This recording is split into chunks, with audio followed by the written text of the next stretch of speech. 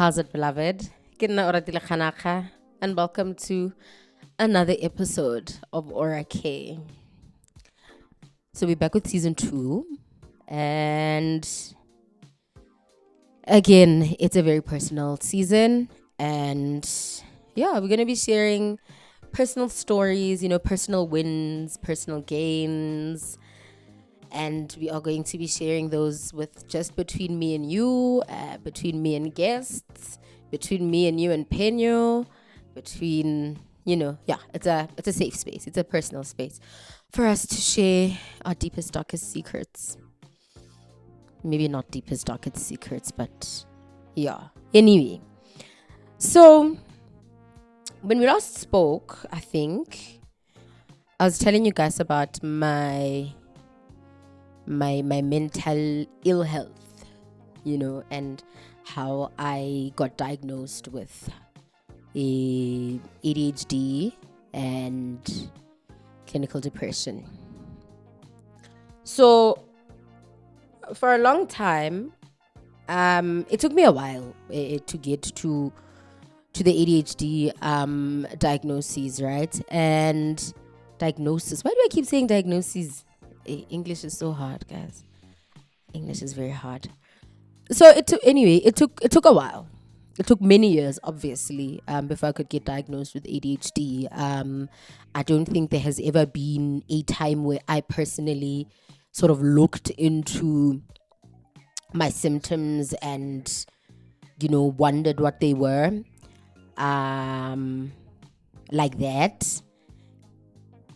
Until very late in life, until literally last year, and so fast forward, yes, I got the diagnosis, and it made me realize it was also a conversation with my doctors that diagnosed me. It's not always easy to diagnose Black women. I think it's a widely known. I'm not gonna say it's a fact, but it's widely known, commonly known, that it's difficult to diagnose ADHD in Black women, and also because Black women are conditioned and raised from a young age to be high functioning in all spheres of their lives. I remember my psychiatrist said to me, "Aryo Sana, how did you go all these years without being diagnosed?" I'm like, it's one of those, because he was like, "How did you survive?" But yeah, I survived. I've survived all these years. And I was talking to my brother a while ago about how much of a mindfuck it is, excuse my French, how much of a mindfuck it is, because now I'm realizing so many things about myself and about my actions and my feelings over the years, literally over the course of my life, well, as far back as I can remember, that I can now attribute to ADHD. But at that time, it was just how latlhile ditlhako tsa sekolo, hore ha wa kwala homework or whatever. Now it makes so much sense because all of those things had a meaning, and I wish my parents knew better at that time, so as to realize it and to get it treated, right? But regardless, I'm really thankful for my parents because they are very much pro mental health, and they understand the importance of getting your head checked out and what it means to get your head checked out and all of those things. So shout out to them for that. And on that front, I really wish the same for the rest of us. We were raised in a household that really cares for such, and that cares for such. Yeah, that cares for such, that takes it into cognizance and that acts right towards it. There's only so much they can do a lot of times. But I wish that for a lot of Black girls, for all Black girls, because I went throughout my entire late teens, I would say 18, 19 or 19 rather, throughout all my 20s, thinking I just have an anxiety disorder, right? While back at the ranch, it was more than just an anxiety disorder. I mean, it was easy for it to be called an anxiety disorder, but it wasn't. There were more things attached to it, more symptoms and whatever attached to it. I remember my psychologist at some point he was saying, "Yo, Dr. Tebe, at some point, Ari, maybe you're autistic." And then he was like, "Okay, no."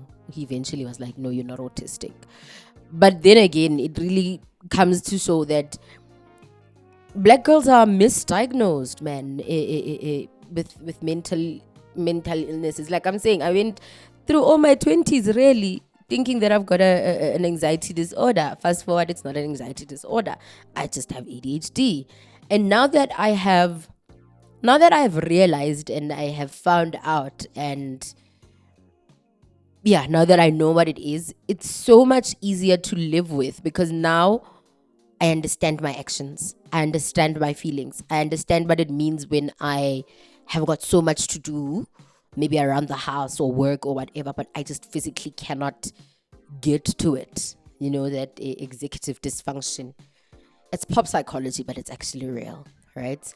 But I know what it means now. I know what it means when I get overstimulated. Now I know that it's actually overstimulation as a result of, but at 30, 6 months ago, I didn't know what it was. I didn't know what it meant. I know what it means to be scared to go to the mall.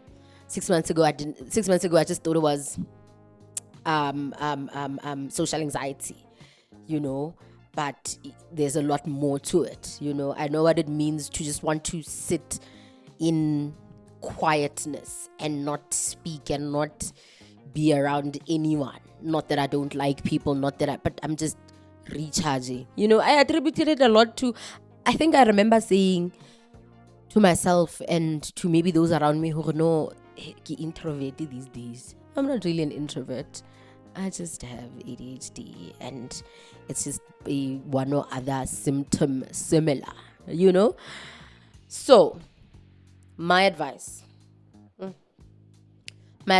go get checked proper. Sometimes there's nothing wrong with you, which is what we want, right? Sometimes there's nothing wrong with you. Sometimes I think one of the things that I picked up when I studied psychology many years ago, yes, I am a psych major as well. One of the things that I realized that I picked up, I remember in abnormal psychology, that's when we learned the DSM-5. DSM-5 is diagnostic what measure what. That's what they use to. That's the structure that they use to diagnose mental illnesses. Anyway, my point was, I'm babbling so much. My point was, when I was learning the DSM-5, I got to see that so many symptoms are similar or appear in more than just one mental disorder. Right, so I don't know, I can't think of something at the top of my head right now, but you will find one that cuts across depression, anxiety, ADHD, narcissistic personality disorder, other personality disorders, and so forth. You'll find like one common thread throughout. So again, sometimes it's not that unali one or other mental disorder. Sometimes it's just a symptom, so definitely go get checked. And I still think a lot of us might deal with a lot of disorders we pick up as we grow up. For example, COVID was an abnormal time, right? And there is no way that it did not shift something in our heads. And I can confidently say, I mean, I don't have the facts or anything. Maybe next time I'll actually bring facts. But I can confidently say that it shifted our brain chemistry a lot. And that may or may not have us fall into some or other mental disorder or disability or whatever, So take care of your mental health. COVID was hectic. We literally saw people die every single day. We couldn't bury our loved ones. We couldn't see our families. At some point, we were locked in the house for 21 days and you couldn't even see makelwane, So that obviously is going to shift your brain chemistry, whether you like it or not. And life has essentially not gone back to the normal that we know. We have had to adapt to a new normal, right? So yeah, I wanted to chat to you guys a bit about that, and I wanna have an episode where we are going to dive a little deeper into mental health and I want to say causes of mental ill health amongst people our age. I'm going to say our age because I know a lot of my audience are my age. Nah. Yeah, but like our age, 30s.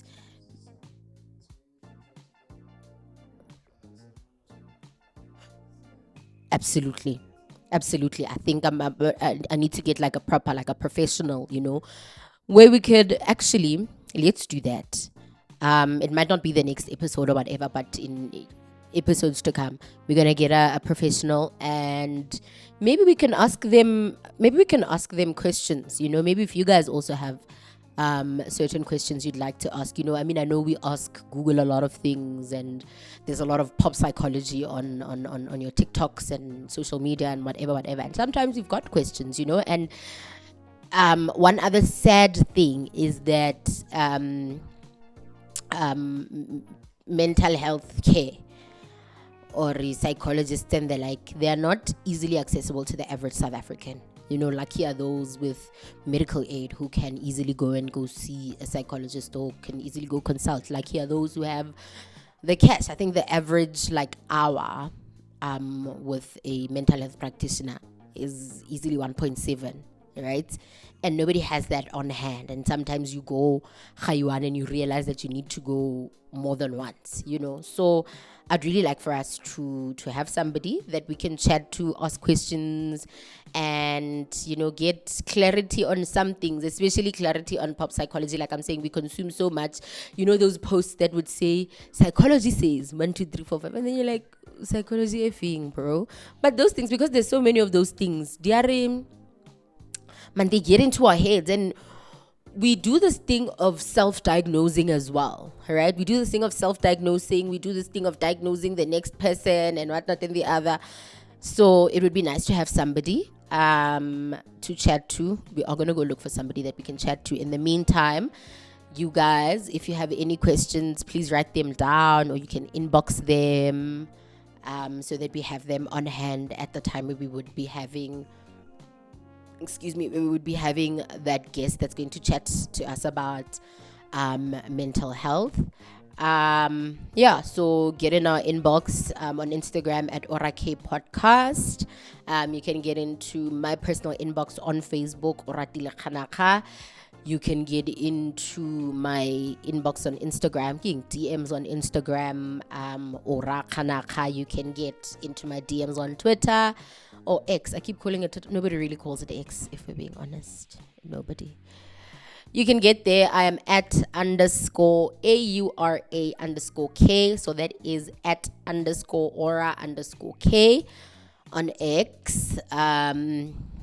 Check us out on the Contraband YouTube page. Check out all the other shows that Contraband has, because Contraband is literally like it's a channel of channels, right? Big league things. But yeah, that's the bit that I wanted to chat about on today's episode. Thank you guys for watching, and thank you guys for your continued support. I will see you guys on the next episode.